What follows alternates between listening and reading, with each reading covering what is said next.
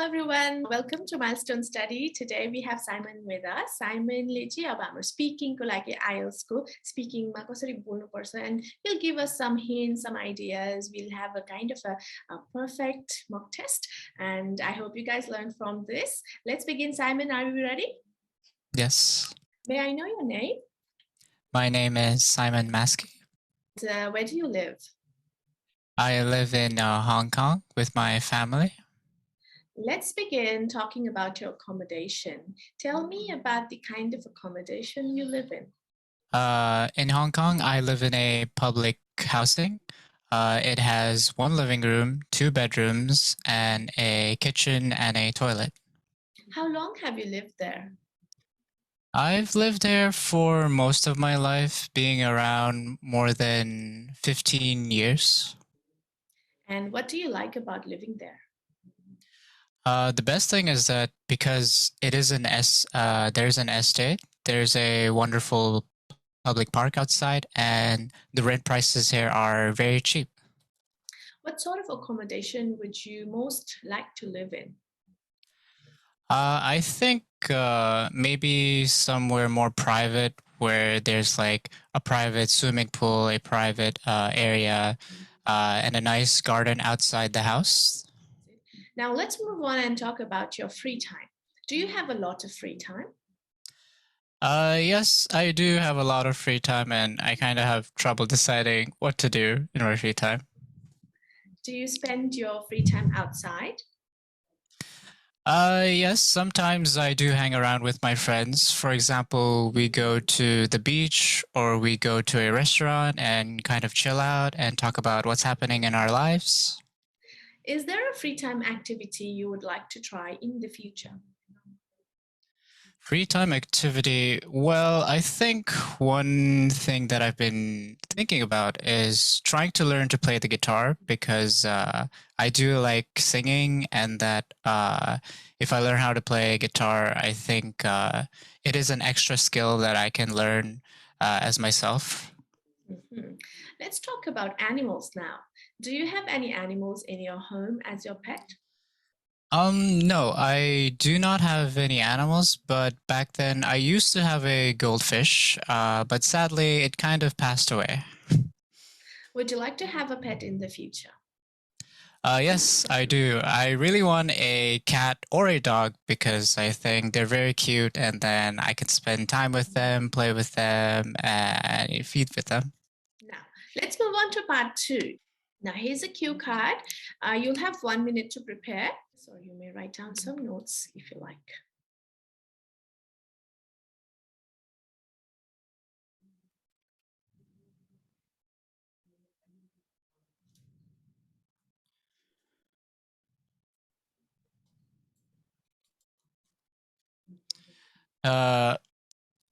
I'm not a very materialistic person, especially since I'm a guy. I don't really buy stuff either. But if it's one thing, it's one of my friendship bracelet that I've received from my best friend named John. We've been friends for more than 10 years. And then the day I received this special bracelet was when it was Christmas.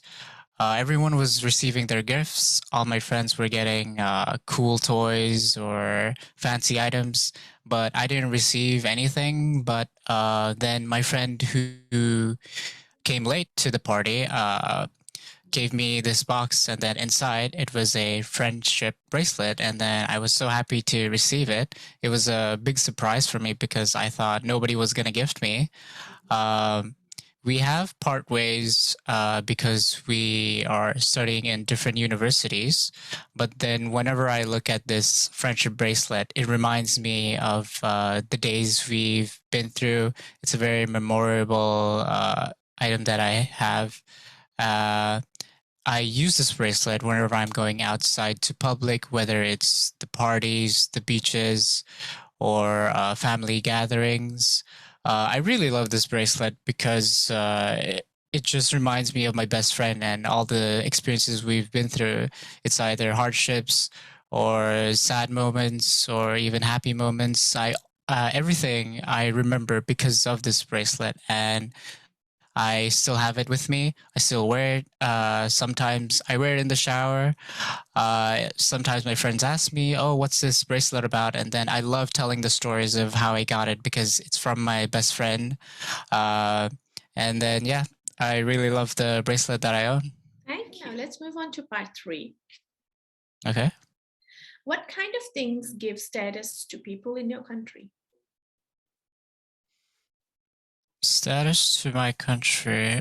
I don't really think about it, but I think one of the thing is their passport or identity card, because in Hong Kong, some people don't have a Chinese passport while others do, and I think that's one of the main factors.